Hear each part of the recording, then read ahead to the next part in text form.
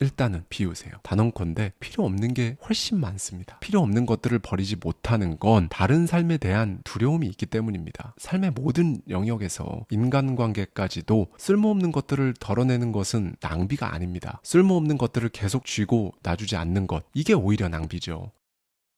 안녕하세요. 하와이 데저텍입니다. 금요일이면 돌아오는 데저텍 라디오. 오늘은 프랑스 작가 도미니크 루루의 심플하게 산다로 제가 정말 말씀드리고 싶은 부분을 이야기해 보겠습니다. 네, 심플하게 살아야 한다. 제가 정말 중요하게 생각하는, 정말로 지향하는 삶입니다. 제 이야기를 좋아해 주시는 우리 구독자님들도 그러하길 바라고요. 저랑 오래 함께 해주신 분들이라면 제가 단순한 옷 몇 벌로 계속 방송을 이어오고 있다는 걸 아실 거예요. 이렇게 심플한 삶은 정말로 내면을 꽉 채워줍니다. 작가는 비워내는 삶에 대한 통찰력이 정말로 대단한 사람입니다. 이 작은 책은 물건으로부터 벗어나기, 몸을 비우기, 마음을 비우기 세 파트로 나눠져 있는데요. 오늘은 아마도 물건에 대한 이야기만 나눠도 시간이 모자랄 것 같습니다. 구독자님들 댓글 요청에 따라 몸과 마음에 대한 영상도 만들어 볼게요. 끝까지 들어주시고 도움이 된다 하면 추가 영상을 요청해 주십시오. 물건, 그러니까 집안에 있는 모든 것, 특히 옷과 가방까지 우리가 아무 생각 없이 들여왔던 것들을 이제는 완전히 다르게 봐야 합니다. 인생이라는 긴 여행을 하는 동안 우리의 짐은 점점 커지죠. 이사할 때 트럭이 몇 번이나 들락날락 하는지 모릅니다.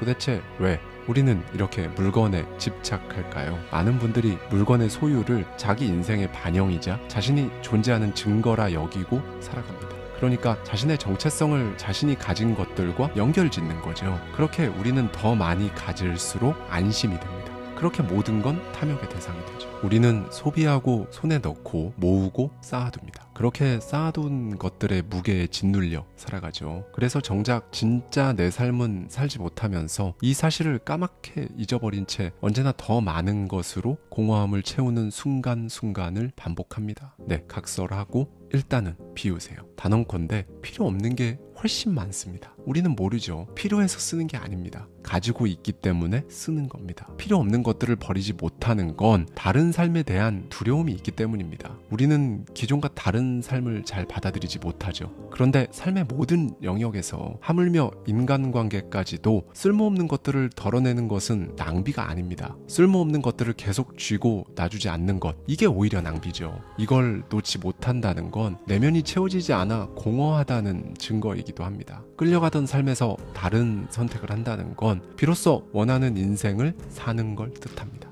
네, 인생에 담긴 내용물에 집착하지 말고 자기 자신을, 인생을 담아내는 그릇으로 삼고 살아가야죠. 네, 여러분, 우리가 할 일은 이 인생이란 그릇을 물건으로 채우는 게 아닙니다. 몸을 생기 있게 만들고 정신을 신념으로 성숙하게 만들어서 진짜 자유를 누리는 것, 이게 인생이죠. 그러므로 물건으로부터 벗어난 심플한 삶은 아름답습니다. 물건 때문에 멀어진 우리의 정신, 본질은 다시금 여백이 생겼을 때 다시 찾아올 수 있죠. 계속 그것들만 채우다 보면 우리 정신도 고물창고처럼 혼잡해집니다. 움직일 수도 앞으로 나갈 수도 없죠. 인생이란 모름지기 앞으로 막힘없이 나아가야 하는 겁니다. 물건으로 막지 마세요. 혼돈과 근심, 피로함만이 남습니다. 물건이 많으면 물건을 소유하지 못합니다. 물건이 우리를 소유하죠. 그건 새로운 불행을 짊어지는 거라 저자는 강조합니다. 네, 너무 많은 짐을 짊어지고 걷는 사람은 결국 가라앉습니다. 빈자리를 두세요. 다른 것들이 들어올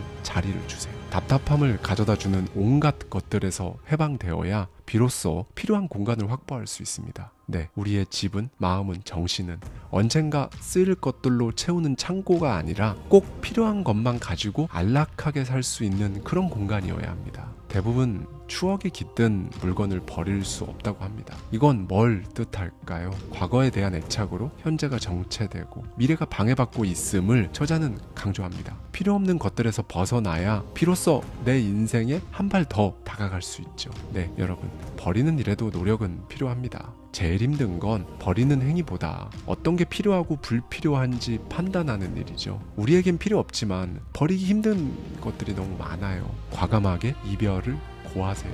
홀가분해지세요. 수천 톤의 쓰레기에 둘러싸여 생을 마감하지 마십시오. 그러니 집에 손톱깎이는 하나면 됩니다. 우리는 늘 잃어버리면 어쩌지? 불안해서 여분을 두죠. 내가 잃어버리지 않으면 절대 다시 사지 않을 것까지 모두 여분을 둡니다. 그러지 마세요. 플랜 B, 보험을 두고 정신을 혼란스럽게 하지 마시고요. 모든 걸 제자리에 하나씩 두세요.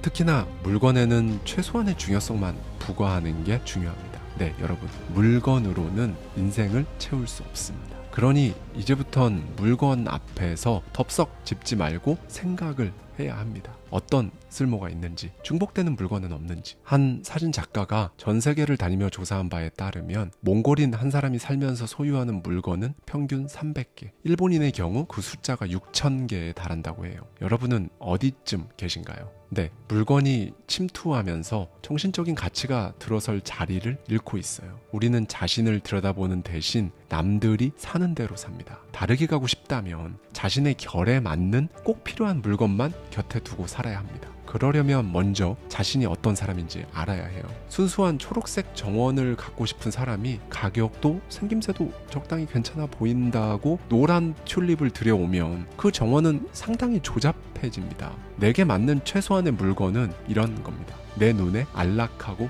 우아한 것, 유행하는 것보단 변치 않는 것. 이제 물건을 고를 땐 특유의 감각과 직관을 이용해 까다롭게 고르세요. 아니, 자기 자신의 일부를 구입한다 생각하고 골라라. 저자는 강조합니다. 이상적인 소파를 아직 못 샀다면 그런 소파를 발견할 때까지 돈을 모으세요. 임시로 사지 마시고요. 정확히는 임시용 물건에 익숙해지지 마십시오. 진정 내가 품고 싶은 물건을 안목을 품으세요. 대불황이 닥친 1930년대 미국에서는 특이한 일이 있었습니다. 정말 다 가난해서 부자들은 오히려 우아하게 살기를 선택했어요. 당시 각 가정을 구별해 주는 건 돈의 액수는 의미 없고 좋은 물건에 대한 안목이었던 거죠. 누군가 스테인레스 그릇을 50개씩 모을 때 그들은 50년이 지나도 변치 않을 도자기 그릇 하나를 두고 매일 사용한 거죠. 그렇다고 비싸다고 좋은 건 아닙니다. 좋은 물건은 그것을 사용하는 사람의 필요와 환경에 딱 어울려야죠. 소유하는 게 중요한 게 아니고 물건들끼리 어울려 일체감을 가져야 합니다. 그러니 이젠 물건을 집어 결제를 하기 전까지 그 사이에 생각을 두세요. 보이는 물건을 평가하는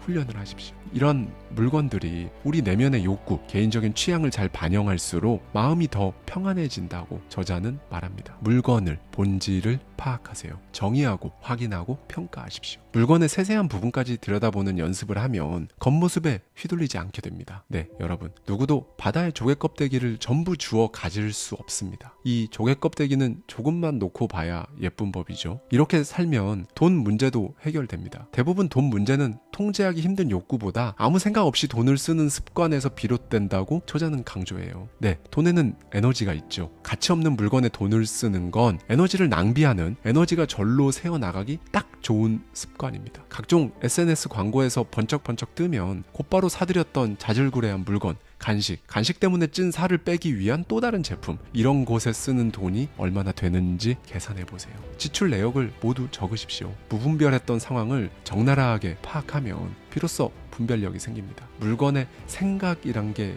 깃드는 순간 꽉 막혔던 돈의 흐름이 다시 순환합니다. 다시 불어나죠. 더 이상 에너지가 새어나가지 않게 됩니다. 네, 돈이란 건 얼마를 벌든 일단은 분별력 있게 써야 그 에너지를 모을 수 있어요. 물건을, 감정을 담아내는 그릇임을 이해하십시오. 병든 식물을 치우고 장소에 맞지 않는 물건을 다 치우세요. 해로운 식품만큼이나 안 좋은 영향을 줍니다. 건강한 나를 원한다면 불필요한 그 어떤 것과도 타협하지 마세요. 생기 있는 물건, 좋아하는 물건을 곁에 두세요. 수족처럼 부리는 튼튼한 것들 말입니다. 일단 모셔두고 진열해둔 물건으로는 즐거움을 누릴 수 없습니다. 심플한 삶은 무턱대고 저렴한 삶이 아니에요.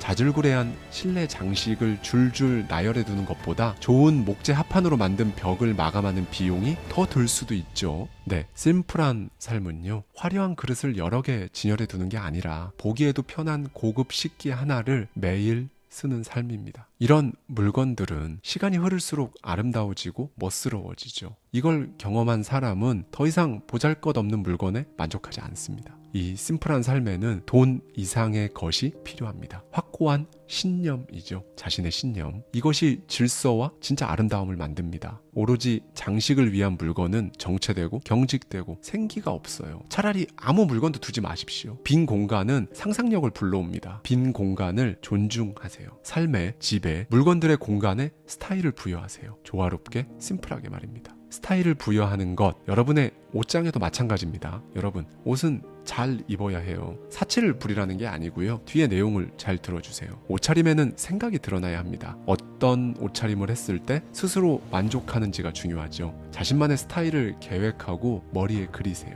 네, 여러분의 스타일은 여러분이 원하는 내 모습, 여러분의 상상력, 결단력, 판단력, 생활 방식을 대변합니다. 그렇다고 많은 옷을 소유하라는 말은 아닙니다. 오히려 이제는 이 정도면 할부하면 살 수 있다.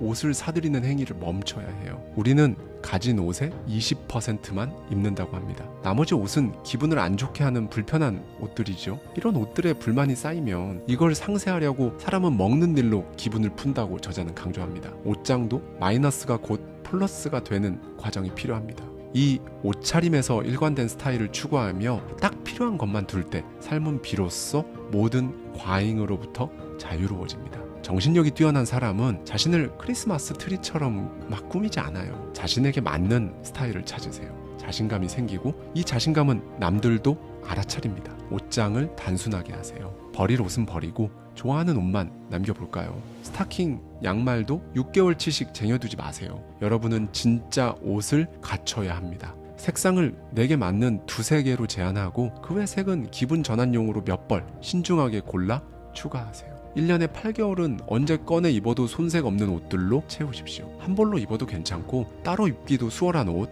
아침에 어떻게 조합해도 맞춰 입기 좋은 옷, 여러 번 세탁해도 변형되거나 보풀 생기는 일 없이 어느 정도 품질을 갖춘 옷 말입니다. 자신에게 딱 맞는 겉모습을 최상으로 유지하고 싶어하는 건 좋은 일입니다. 이렇게 잘 입는 것은 안락한 집을 유지하는 것만큼이나 중요합니다. 서로 잘 어울리는 옷 10여 벌만 있어도 어떤 자리에도 갈 수 있어요. 스트레스가 확 줄어듭니다. 인생을 고달프게 하는 문제 하나가 훅 빠져나가죠. 싫어하는 옷을 걸어놓고 불평하는 이상한 에너지 낭비 마시고 큰맘 먹고 너무하다 싶은 옷은 버리세요. 여러분 가방도 마찬가지예요. 모든 건 가방 안에 있는 것들이 설명해줍니다. 내가 단정한지, 청결한지, 칠칠치 못한지, 독특한지, 먹는 것을 좋아하는지, 멋을 많이 부리는지까지요. 가방은 지극히 개인적인 영역이자 정체성의 일부죠. 그러므로 우리는 가방을 잘 선택해야 합니다. 명품 이런 게 아니라요. 아침마다 다른 것으로 바꿔들지 않아도 될 만큼 아름답고 클래식한 것, 가득 채워도 들기 쉽고 가볍고 오래 써도 망가지지 않는 질이 좋은 것, 처치 곤란한 가방 10개를 막 진열해 두지 마시고요. 몇 개로 통일하세요. 이런 가방은 우리를 순식간에 질서 정연하고 즐거운 장소로 데려다 줍니다. 네, 여러분. 옷과 가방은 우리에게 부족한 많은 부분을 보완해 줍니다. 몸에서 떨어져 지내는 물건들보다 중요하죠. 그러니 항상 잘 정리하세요. 제대로 걸고 개어놓고 통풍이 잘 되는 곳에 보관하십시오. 기본에 충실한 것, 믿을 만한 나만의 브랜드, 관리하기 쉬운 클래식한 아이템을 고르세요. 자기 관리는 우선 건강, 그리고 재정 상태, 그 다음 아름다움입니다. 이 3가지가 조화로워야 하죠. 스타일이 확고한 질서 정연한 옷차림에선 좋은 에너지가 나옵니다. 소극적인 태도를 버리고 여러분의 신념이 여러분 모습에 드러나도록 변화하세요. 빛내세요. 개성을 가진 사람은 유행을 거부합니다. 유행은 바뀌고 개성은 남으니까요. 유행이 돈으로 사는 거라면 개성은 스스로 지니는 거죠. 네, 유행은 눈길을 끌고 개성은 단순하며 아름답습니다. 이렇게 옷은 친구도 되고 적도 됩니다. 돋보이게 하고 좋은 이미지를 줄 수도 있죠. 건축가와 인류학자들은 말해요. 집은, 옷장은 한 개인의 정신을 찍어내는 곳이다. 인간은 자신이 사는 장소에 지배를 받는다. 어수선하고 무질서한 집과 옷장은 우리를 방해한다. 단순하고 정돈이 잘된 집과 옷장은 우리를 나아가게 한다. 네, 마이너스. 비워내기를 하면 새로운 좋은 것들이 채워집니다. 특히나 집에 여백을 두면 그곳은 빛으로 여러분의 상상력으로 채워지죠. 진심으로 내면이 단단한 사람의 집은 누군가 있을 때만 사람이 사는 공간 같습니다. 사람이 머물렀던 흔적도, 활동의 흔적도 없죠. 골치 아픈 물건에 신경 쓸 일이 없는 그런 집, 애물단지, 일거리, 짐이 되지 않는 집, 오로지 재충전을 위한 그런 집이 되는 겁니다. 네, 여러분, 우리가 진짜로 소유할 수 있는 건 시간입니다. 정말 중요한 이야기를 할게요. 우리가 소유할 수 있는 건 오로지 하루하루의 시간뿐입니다. 사람들은 이 사실을 모르고 지금 하고 있는 것보다 해야 할 것에 대한 고민에 사로잡혀 현실에 마음을 두지 않고 살아가죠. 그냥 고민만 하고 사는 거죠. 그러다 또 시간을 낭비했다는 말로 유일한 소유물인 시간은 또 흘려보냅니다. 답은 간단해요.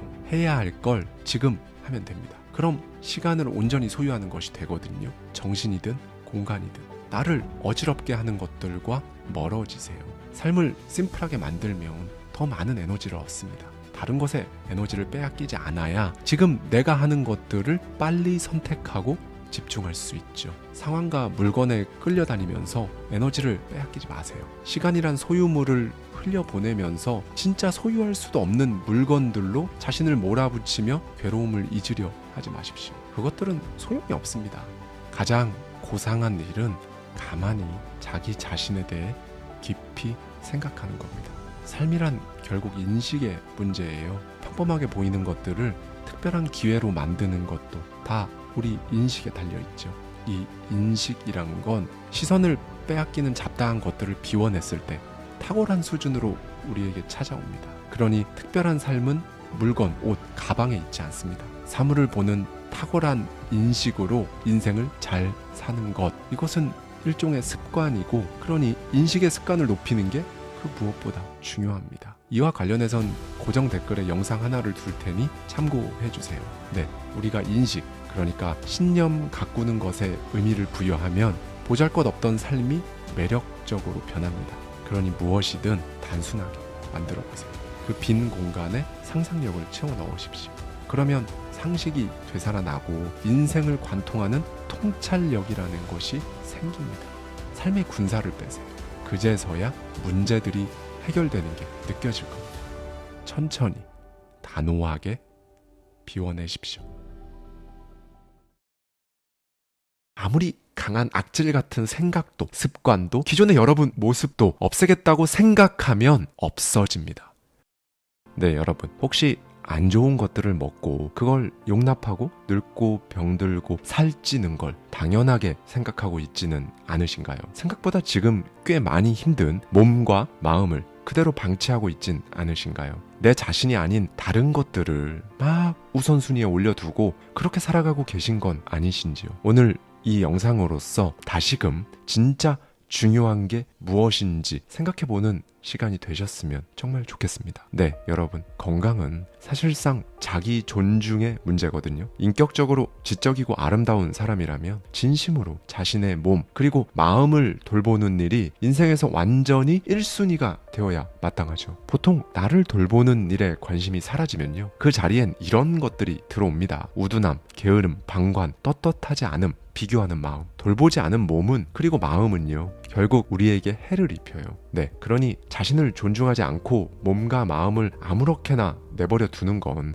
진짜 그게 바로 책임감 없는 겁니다. 명백히 그렇죠. 그러니 몸과 마음을 돌아보는 일은 사실상 의무예요. 우리는 다른 어떤 것들보다도 나라는 사람의 마음과 몸을 돌보는 일을 1순위로 올려야 합니다. 사실 각자가 이것만 잘해도 사람이 서로를 힘들게 하는 일 자체가 줄어드니까요. 돈을 벌고 사회생활을 하고 누군가를 돌보고 다 좋습니다. 그런데 일단 여러분부터요. 여러분 거부터 하셔야죠. 본인을 돌보지 못하면, 본인의 상태가 스스로 생각해도 엉망이라면 여러분이 손대는 그 무엇도 빛을 낼 수 없습니다. 그러면 나를 돌아보려면 뭐부터 손을 대야 할까요? 하루를 쭉 따라간다는 느낌으로 한번 살펴볼까요? 가장 먼저 눈을 뜨자마자 우리에게 고민을 안겨주는 문제입니다. 먹고 사는 것. 네, 먹는 거죠. 그 중에서도 저는 오늘 음식을 대하는 태도, 이 부분에서 정말 중요한 이야기를 드리고자 하는데요. 제 주변에 정말 가까운 지인이 있는데요. 몸무게에 진짜 엄청나게 스트레스를 받더라고요. 가만 보니까 스트레스를 받으면 정말 음식으로 학대를 하듯이 몸에 우겨놓고 괴로워하다가 다시 또 절식하는 패턴을 계속 반복하는 겁니다. 그래서 제가 음식으로 도망가지 마 라고 말해줬는데요. 그랬더니 머리를 한 방 맞은 것 같아 보이더니 그럼 어떻게 해야 하냐고 묻는 겁니다. 그래서 저는 그냥 솔직히 말해줬어요. 지금 과식하고 있다는 생각이 들기 전에 먹는 걸 딱 멈춰봐 라고 말해줬어요. 그 친구는 차츰 안정을 찾아가는 게 보였습니다. 네, 여기서 저자의 말을 빌리면요, 우리가 배가 고픈 건 몸이 아니라 마음이라는 걸 이해할 때 우리는 음식으로부터 자유로워질 수 있다고 합니다. 그러니까 저자는 식탐으로 음식을 먹으면 안 된다고 또 강조하는데요. 음식이라는 건 사실 내 몸에 편안한 걸 적당히 취해야 하잖아요. 그런데 사람들은 불안하거나 지루하면 음식을 그냥 먹습니다. 너무 빨리, 너무 많이, 너무 힘들게 음식을 소비하죠. 그리고 그렇게 몸이 상하고요. 네, 저자는 더 이상 음식을 적으로 두지 말라고 조언합니다. 저자에 따르면 과체중인 사람의 경우 지금 먹는 양의 3분의 1로도 충분히 생활할 수 있다고 하는데요. 자신에게 적당한 양을 찾으면 비로소 몸이 가뿐해지고 활력이 생긴다고 합니다. 갑자기 양이 줄어서 막 힘든 것 같아도 일주일, 2주일, 3주일이 지나면 오히려 더 많은 활력을 되찾는다고 하죠. 그러다 보면 일어나는 이런저런 문제에 훨씬 더 잘 대처하는 내 스스로의 모습을 볼 수 있는 거고요. 내가 나를 통제함으로써 강요하고 시기하고 탐내고 부러워하는 부정적인 감정들이 사라지는 것을 느낄 수 있는 겁니다. 그런데 우리는 보통 스트레스, 피로, 우울함, 짜증을 완화시키기 위해 음식을 찾는 경우가 많잖아요. 그렇게 식생활이 어딘가 과해지는 거죠. 배가 고프지 않은데 음식을 집어넣으면 우리 몸은 불안정해진다고 합니다. 그러니 마음의 허기를 음식으로 달래지 않으셔야 해요. 진짜 몸이 원할 때만 음식을 먹는 겁니다. 음식을 통제하는 이 행위는 궁극적으로 우리에게 자유를 가져다 준다고 하죠. 사실 사람이, 그러니까 우리가 사는 이유는 진짜 궁극적으로 근본적으로 막 파고 내려가다 보면 결국 먹기 위해서거든요. 그래서 먹고 살기 위해 라는 말도 있는 거고요. 그래서 여러분 스스로를 통제하면 드는 느낌이 하나 있는데요. 더 많은 것들을 해 나간다는 느낌, 그 느낌을 일상에서 느끼면서 레벨업 해 나가는 건 바로 여기 먹는 것부터 시작된다는 거예요. 이게 별거 아닌 것 같지만 조금 전에 말씀드린 것처럼 결국 우리가 살아가는 근원 중에 근원이 되는 거잖아요. 이걸 해내기 시작하면 진짜 가장 밑에 있는 뿌리부터 바꾸는 것과 같다는 겁니다. 그래서 이 문제를 해결 못하면 성공을 해도 어딘가 마음이 불안정한 상태가 계속 된다는 거예요. 그러니 이제는 뭐든 선을 넘는 방식으로 먹는 걸 피하셔야 해요. 이것만 하면 됩니다. 건강을 위해 음식 칼로리를 계산하거나 밥을 굶거나 건강식품에 큰돈을 쓸 필요가 없어요. 그러니까 먹는 것에 연연하는 그 어떤 강박적인 행동은 전혀 필요 없다는 뜻입니다. 더 중요한 것들이 있잖아요. 음식 말고 여러분이 집중해야 할 더 중요한 것들이 분명히 있습니다. 그렇죠. 그거에 모든 에너지를 쏟아 부어야 하는데, 소위 인생 비대비 돌리면서 인생 바꿔야 하는데 음식이 이걸 방해하면 안 될 겁니다. 음식은 딱 여기까지 역할을 해주면 되는 거예요. 적당히 즐겁고 편안한 형태를 갖춰서 여러분의 몸과 어우러지는 것, 여기까지입니다. 그저 배가 고프면 내 몸이 원하는지 내 마음이 허기진 건지 살핀 다음에 여러분에게 가장 편안한 것들을 적당량 먹으면 그만인 거죠. 이 문제에 대해 초연해질 필요가 있습니다. 먹는 것, 소위 먹는 문제에 대해 자유로운 상태가 되었다면 이제 할 게 있죠. 움직여야 합니다. 단순한 운동이 아니고요. 운동 전에 해야 할 것들이 있어요. 바로 표정과 자세입니다. 네, 여러분. 사람이 자기 표정을 의식해서 자유자재로 쓰는 거, 이건 사실 정말 중요하거든요. 우리 생각은 보통 표정으로 드러나잖아요. 그래서 이 표정은 우리를 돋보이게 할 수도 있고 망하게 할 수도 있습니다. 무조건 밝게 유지해라 이런 거 아니고요. 여러분의 표정이 긴장되어 있는지 체크해 보세요. 표정이 긴장되어 있다는 건요, 생각이 긴장하고 있다는 거거든요. 둘 중에 한 가지 방법을 쓸 수 있는데요. 첫 번째는 생각을 완전히 다르게 하는 겁니다. 긴장을 전혀 하지 않을 수 있는 방향으로 말이죠. 그런데 이건 평소에 연습이 되어 있지 않으면 말 그대로 즉시 바로바로 써먹을 수가 없습니다. 그래서 일단은 두 번째 방법으로 가는 게 제일 빨라요. 표정을 바꾸는 겁니다. 이건 생각을 바꾸는 것보다 사실 훨씬 쉽거든요. 쉽거든요. 표정에서 긴장을 없애면 신기하게도 생각의 긴장도 훨씬 괜찮아집니다. 반대로 표정이 계속 긴장되어 있으면 생각이 계속 경직되어 있는 거죠. 이렇게 되면 우리가 해야 하는, 원하는 것, 원하는 삶을 위해 부단히 가는 것, 이게 당연히 잘 안 되겠죠. 여러분, 언제든 긴장되는 순간을 마주하면 진짜로 한번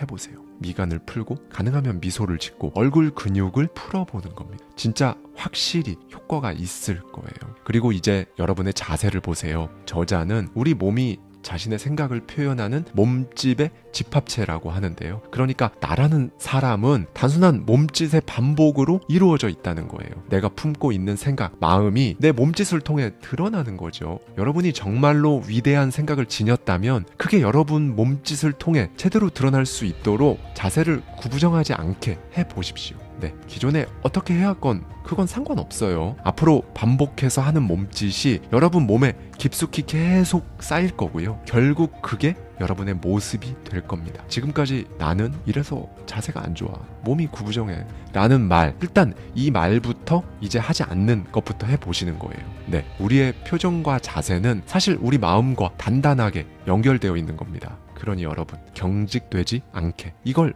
마음속에 항상 기억해 주셨으면 좋겠어요. 경직되지 않는 마음이 바로 우리가 흔히 말하는 여유로운 마음이고요. 이건 자신감이라는 걸로 나타나서 우리의 표정과 자세를 바꾸는 거예요. 그러니 결국 생각부터 가꿔야 합니다. 네, 여러분, 저자는 머릿속에서 떠올리는 이 말과 이미지가 화학 물질과 마찬가지로 우리에게 영향을 미친다고 강조하는데요. 우리는 모두 정신에 종속되어 있죠. 스스로 나는 원래 뚱뚱하다는 생각을, 그 정체성을 가진 사람이 아무리 날씬해지고 싶어서 다이어트를 한다고 해도 소용이 없다고 하죠. 왜냐하면 다이어트를 하기 전에 일단 스스로 나는 날씬한 사람이다 라고 생각부터 바꿔야 하니까요. 그래야 단 한 번도 날씬한 적 없던 사람이라고 할지라도 날씬해질 수 있다고 저자는 진짜 강하게 주장합니다. 여러분, 여기서 포인트가 하나 나왔어요. 그러니까 바라는 내가 있으면 마음을 도와주셔야 하는 겁니다. 생각을 도와주세요. 어떻게 도울까요? 여러분이 여러분 몸에서 빠져나왔다고 상상해 보는 겁니다.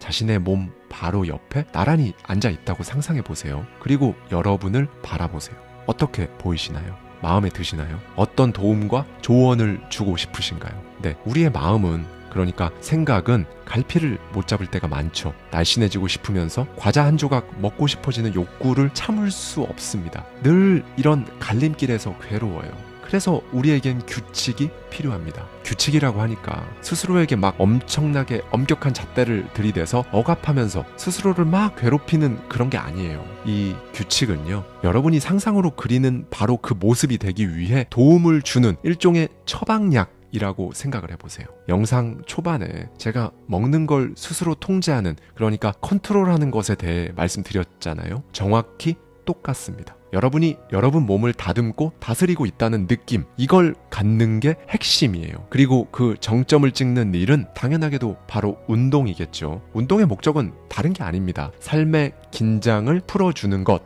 네, 여러분, 몸의 긴장을 풀어주는 운동이라면 그 무엇이든 좋습니다. 사실 우리의 생각과 일상은 너무 뻣뻣하잖아요. 신체적, 정신적으로 긴장해서 에너지가 줄줄 새죠. 그러다 보면 해야 할 일도 흐지부지 흘러가는 경우가 많고요. 그러니 운동을 통해 몸에서 발산되는 에너지를 느끼세요. 긴장을 푸시고요. 주 2회 1시간 작정하고 하는 운동도 좋지만 그냥 딱 하루에 10분씩 꾸준한 것도 좋습니다. 그 무엇이든 여러분에게 맞는 것, 여기서 또 운동해야 되는데 이렇게 강박이 생겨서 여러분을 잡아먹지 않을 정도로 여러분 일상에 배치해보세요. 그냥 여러분 삶에 자연스럽게 녹아들도록 규칙을 정해보는 겁니다. 이렇게 운동으로 긴장을 풀고 생기를 찾은 사람은 빛, 카리스마, 아우라를 발산한다고 저자는 강조해요. 네, 내 삶을 떠받치는 이 작은 규칙들은 일단 그날 하기만 했으면 성공입니다. 그날은 성공한 거죠. 다른 누구도 아닌 자신을 위한 성공이니까 이게 바로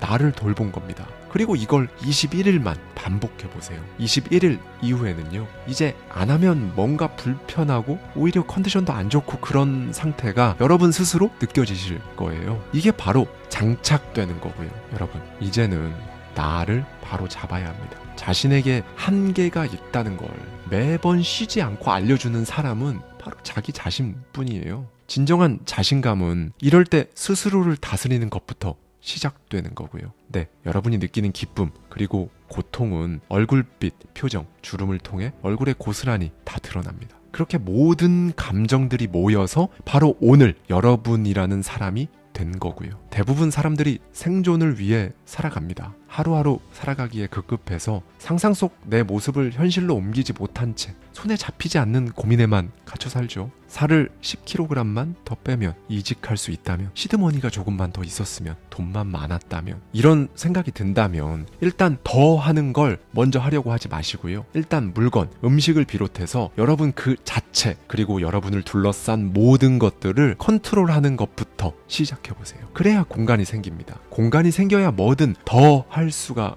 있는 거니까요. 이 부분에서 저자는 이런 말을 합니다. 그러니 치료해야 할 것은 병이 아니라 사람 그 자체다. 우리는 사실 뭐든 너무 과한 사회에 살고 있잖아요. 몸에 자극을 쌓고 불필요한 생각, 음식들을 막 축적하면서 각종 화학 제품을 집어넣습니다. 진짜 쌓아야 하는 것들, 필요한 것들은 들여다볼 생각을 안 하고 못하고 말이죠. 그리고 이제 엄한 데다 스트레스를 풀고 악순환이 이렇게 시작되는 거거든요. 여러분 스스로를 돌보는 건 균형을 찾는 일입니다. 균형을 얻으려면 자극이라는 꼬리표가 붙은 각종 독소들부터 제거해야 하는 거고요. 그리고 오늘 말씀드린 이 몸과 마음을 다스려서 얻는 건요, 다른 게 아니라 초연함이에요.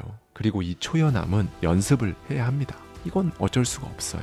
여러분 부디 잡생각에 휘둘리지 않으셨으면 좋겠습니다. 아무리 강한 악질 같은 생각도, 습관도, 기존의 여러분 모습도 없애겠다고 생각하면 없어집니다. 보통은 생각의 가장 깊은 곳 뿌리에는 그걸 없애는 건 사실상 힘들지 않을까? 라는 생각이 있어서 못 없애는 거거든요. 그 생각이 여러분 인생을 계속 방해하게 두지 마세요. 멀리 치울 수 있습니다.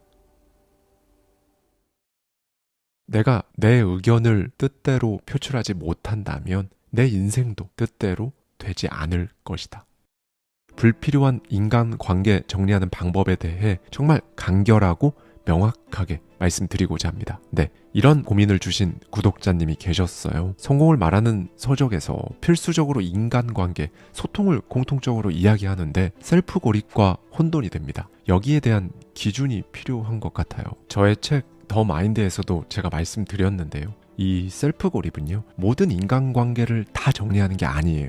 정확히 말씀드릴게요. 여러분의 에너지를 잡아먹는 모든 인간관계를 정리하는 겁니다. 이걸 반대로 말씀드리면 여러분의 에너지를 잡아먹지 않는, 오히려 여러분에게 에너지를 주는 사람이라면 당연히 정리할 필요가 없습니다. 셀프 고립이라고 해서 가족이랑도 의사소통 잘 안 하고 막 그렇게 하는 거 아니라는 걸 먼저 말씀을 드리고 싶었어요. 네, 이제 가장 먼저 사람과의 관계에 있어서 아무것도 받지 않고 주지 않는 그런 인간관계는 단 하나도 없다는 사실을 이해하셔야 합니다. 어떤 책에선 이렇게 표현하더라고요. 그 어떤 관계도 필요한 부분이 없는데 유지하는 관계는 없다. 다소 표현이 거친데 이건 사실입니다. 비단 물질적인 걸 말하는 게 아니고요. 나에게 편안함을 주는 관계든, 혹은 이 사람과 말하면 속이 뻥 뚫리는 느낌을 받는 관계든, 눈에 보이진 않을지라도 여러분이 유지하고 싶은 그 모든 관계에는 내가 받고 싶은 느낌이 존재하고, 그걸 위해서 이 끈을 놓지 않기 위해 알게 모르게 노력한다는 거예요. 네, 제 아무리 부모 자식 관계라 할지라도 아무것도 주고받지 않는 그런 관계는 없습니다. 그럼 우리가 더 이상 에너지를 쓰지 말아야 하는 관계는 이 반대쪽에 있는 케이스겠죠. 저자 도미니크 로로는 말합니다. 비생산적인 관계는 하루빨리 정리하자. 당신에게 아무런 도움도 안 되는 인간관계도 정리하자. 지혜롭지 못한 사람은 피하자. 아무렇게나 생각하고 아무렇게나 행동하는 사람과는 아예 어울리지 않는 편이 낫다. 지혜와 지식을 혼동하지 마라. 지식은 있어도 지혜를 못 갖춘 사람도 많으니까. 네, 저자는 진심으로 앞으로 나아가려면 우리가 필요 없는 물건을 덜어내고 몸에서 지방을 덜어내듯이 사람 사이 또한 그래야 한다고 조언합니다. 특히 내 생각이 바뀌면서 내가 원래 함께하던 사람들과 핀트가 어긋나는 느낌이 든다면 이제는 정리할 때가 된 거죠. 다만 문제는 이겁니다. 여느 물건들처럼 쉽게 내다버리면 쉬울 텐데요. 관계라는 건 정리하기가 결코 쉽지가 않잖아요. 그러면 이제는 이거부터 해보는 겁니다. 저자는 말해요. 일단 불편한 상황에 나를 맞추려고 애쓰지 말고 남들을 내 상황에 끌어들이려 애쓰지도 마라. 내 속을 다 터놓을 필요도 없고 그들에게 과도한 솔직함을 요구할 필요도 없다. 그저 그들이 자기 식대로 살게 내버려둬라. 그러다 보면요, 여러분 주파수에 맞지 않는 사람들은 알아서 서서히 정리가 될 겁니다. 내가 굳이 애쓰지 않아도 스트레스 받지 않고도 정리가 됩니다. 더 이상 그 비생산적인 관계들에 대해 생각하는 걸 멈춰보세요. 만약 계속 마주해야 하는 관계고 내가 그 사람과 잘 지내야 어쨌든 사회생활이 편한데 어쩌죠? 그렇지만 어쨌든 저는 그 사람이 썩 마음에 들진 않아요 라고 생각이 드신다면 답은 나와 있죠. 어쨌든 그 사람과 잘 지내야 사회생활이 편하다. 네, 잘 지낼수록 나에게 이득이 되는 관계인 거잖아요. 그런데 어쨌든 나는 그 사람이 좀 불편해요. 여기서 책 노잉의 저자 안도 미우유의 말을 좀 빌려올게요. 어쩐지 어렵고 불편한 사람은 오히려 내게 중요한 의미를 지니는 사람인 경우가 많다. 누군가가 불편하게 느껴지는 이유는 나 자신이 인생의 다음 단계로 나아갈 준비가 부족해서 두려움을 느끼는 마음의 표현이다. 이게 무슨 말이냐? 내가 불편한 어떤 사람이 객관적으로 누구나 손가락질할 만한 최악의 모습을 가진 인물이 아니라면 대개 사람들이 서로를 불편해하는 이유는요, 그 상대가 나의 결점을 거울처럼 비추는 면모를 갖고 있거나 혹은 내가 갖고 싶은데 갖지 못한 기질을 가졌거나 이렇게 나에게 중요한 의미를 내포하고 있는 경우가 있다는 거죠. 우리는 보통 생각보다 감정이 앞서기 때문에 누군가 싫으면 그 이유를 파헤쳐볼 생각을 안 하고 나 일단 저 사람 싫어 해버립니다. 뭐 사실 그래도 괜찮아요. 그렇게 무시해도 나에게 전혀 문제가 될 게 없는 관계라면 거기에 대해서는 더 생각하지 않는 게 현명한 거죠. 다만 불편한데 아무래도 이 관계를 꼭 이어나가야 승산이 있다면 한 번쯤은 생각해 보셔야 합니다. 나는 그 사람의 어떤 면에서 불편함을 느끼는지, 그 사람이 나에게 어떤 점을 시사하는지, 그 사람이라는 존재가 나에게 어떤 의미인지. 저자는 말합니다. 사람들은 자신의 결점은 숨기려고 애쓰고 남의 결점은 끊임없이 파헤치려 한다. 하지만 내 자신의 결점은 물론 다른 이의 결점과도 잘 지내는 법을 알면 타인과의 관계가 훨씬 부드러워진다 라고 말이죠. 네, 그러니 우리는 회색지대에 있는 사람들하고 적당히 잘 지내는 법을 배워야 해요. 인간관계엔 3단계가 존재합니다. 가장 먼저 1단계는요, 완전히 내 테두리 안에 들어온 사람들이 있죠. 그들은 어떤 형태로든 나에게 행복한 기운을 제공하고 나도 그들에게 기꺼이 많은 것들을 내어줘도 상관없는 관계입니다. 가끔은 뭐 그들도 나도 서로에게 상처를 주고 다툴 수도 있겠지만요, 그건 잠깐이니까요. 그 찰나의 마찰로 막 이 관계를 없애버린다, 나에게 비생산적이다, 이렇게까지 생각은 안 되는 그런 관계 있잖아요.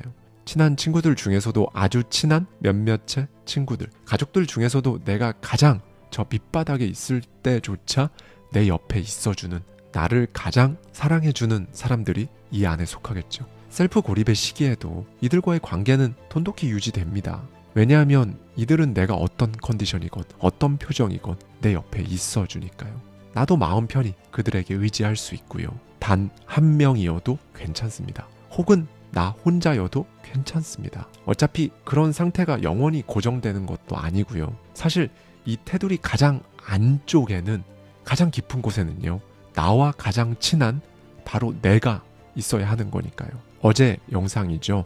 뇌는 어떻게 자존감을 설계하는가의 저자 김학진 교수도 아주 친하고 나를 행복하게 하는 친구와 연락을 자주 하면요, 뇌의 특정 부위가 자극돼서 곧바로 마음이 편해진다고 합니다. 여러분의 셀프 고립 시기에 이들이 버팀목이 되어줄 수 있다는 걸 잊지 않으셨으면 좋겠어요.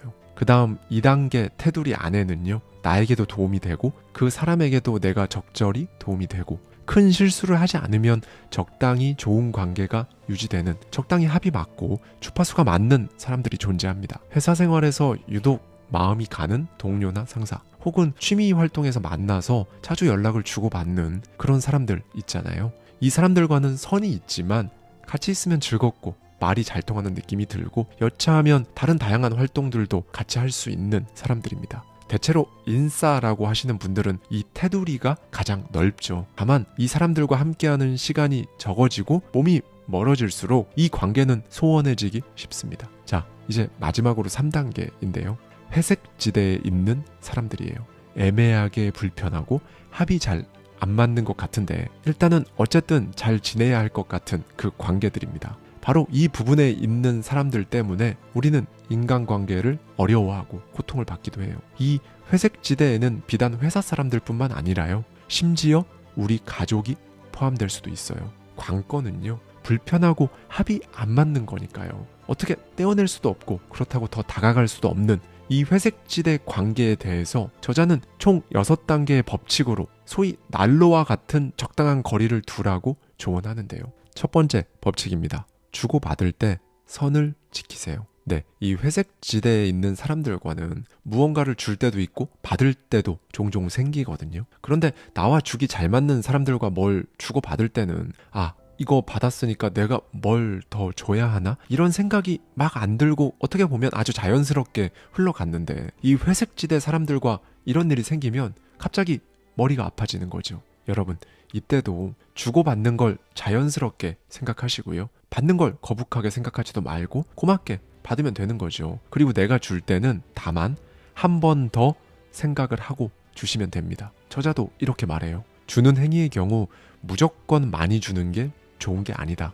주는 행위는 사실 자기 자신이 기쁨을 얻기 위해 하는 경우가 많다. 대가를 바라지 않고 주는 경우라 하더라도 받는 사람이 고마워하지 않거나 예상과 다른 반응을 보이면 원망스럽기 때문이다. 저자는 또 회색지대에 있는 관계가 아니라도 더 가까운 사람일 때는 특히 이 점을 조심해야 한다고도 덧붙입니다. 고민이 있는 사람에게 지나친 충고를 하는 것 또한 좋지 않다. 너무 나서서 도와주면 스스로 결코 배울 수 없다는 걸 알아야 한다. 그런 사람에게 해줄 수 있는 유일한 일은 그저 조용히 곁에 있어주고 이야기를 진심으로 들어주는 것이다. 그를 편안하게 해주자. 선을 지키는 것은 자신을 위한 일이기도 하니까. 네, 관계의 법칙 두 번째는요. 듣는 법을 배우는 겁니다. 고대에는 몸을 움직이지 않고 바른 자세로 진지하게 남의 말을 듣는 법을 배웠다고 해요. 특히나 듣는 태도는요. 사람의 품성을 말해주는 일종의 지표라고 저자는 또 강조합니다. 그러니 여러분, 만약에 여러분 회색지대에 있는 그 사람이 이야기를 하잖아요. 그러면 특히나 진지하게 여러분이 잘 들어줄수록 그 사람은요, 여러분을 무시하는 게 아니라 오히려 여러분 태도를 보고 여러분을 존중하게 됩니다. 단순한 이 행동 하나로 그 사람과의 상황이 여러분에게 훨씬 더 유리하게 흘러가는 거죠. 저자는 덧붙입니다. 듣는 사람은 믿을 만한 사람이라는 신뢰를 준다. 들을 줄 아는 사람의 침묵에는 심오하고 절도 있는 가치가 담겨 있다. 다른 사람과 마주하고 있을 때 불필요한 말과 움직임을 아끼는데 당신의 자제력을 사용하라. 이러면 어떤 득이 되는지, 또 다른 사람에게 미치는 영향력이 어떻게 달라지는지 단번에 알 수 있다. 관계의 법칙 세 번째는요. 말을 조심하는 겁니다. 회색지대에 있는 사람에겐 특히 더 그렇죠. 이 관계에선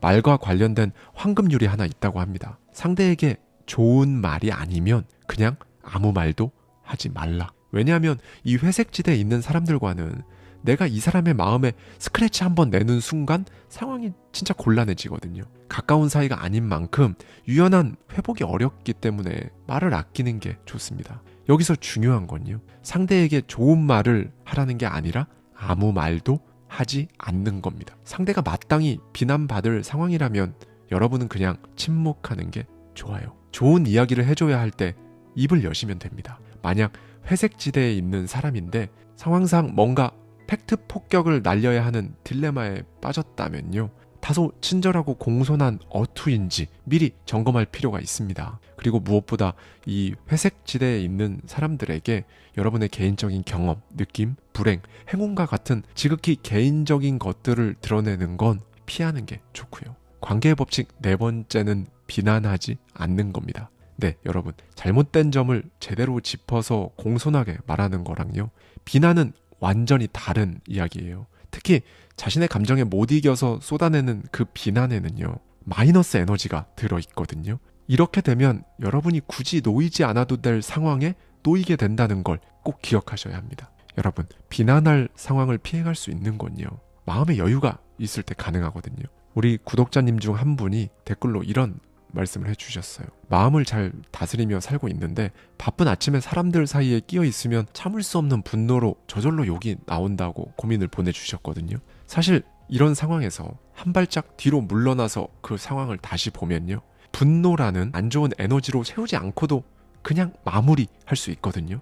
답은 사실 스스로가 알고 있어요. 여러분 주변 상황을 바꿀 수는 없습니다. 다만 여러분이 여러분 상황을 바꾸는 건 할 수 있잖아요. 아울러 누군가 눈엣가시 같은 행동을 했다면 그 사람을 비난하기보다 저 사람이 되지 않고는 진짜 절대로 나는 알 수 없다 라고 한번 꼭 생각해 보세요. 한 번만 생각해 보시면 됩니다. 이렇게 생각하는 것 자체만으로도요, 2번 열받을 거 한 번만 열받을 수 있고요, 3번 화낼 거 한 번만 화낼 수 있습니다. 물론 화를 내지 않는 게 가장 좋겠지만요, 관계의 법칙 5번째는요, 간섭하지 않는 겁니다. 이 법칙은 비단 회색지대 사람들보다는요, 여러분이 정말로 아끼는 사람들과의 관계에도 적용되는 거예요. 저자는 여기서 중요한 말을 합니다. 어떤 원칙을 가지고 있는지 자랑하지 말고 그 원칙을 따르며 사는 모습을 보여줘라. 어떻게 먹는 게 바른 것인지 간섭하지 말고 스스로 바르게 먹어라. 사람들은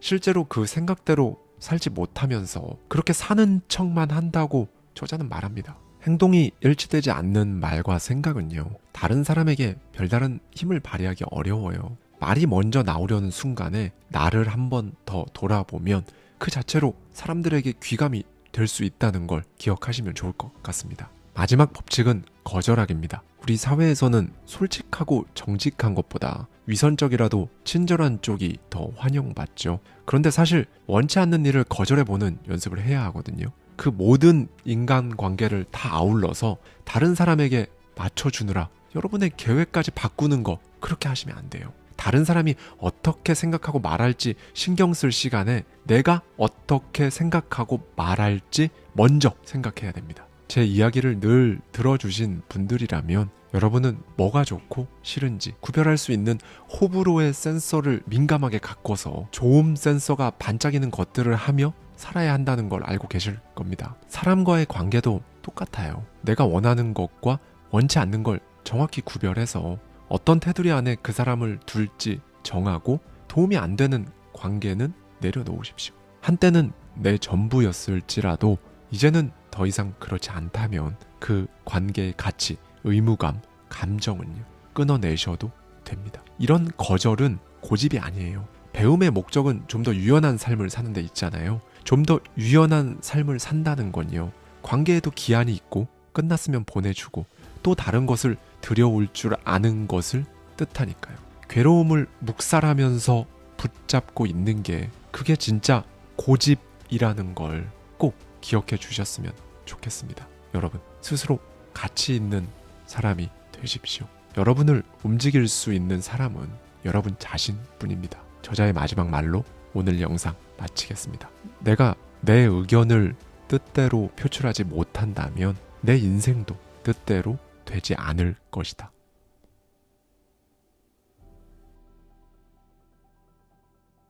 감사합니다. 지금까지 하와이 대저택이었습니다.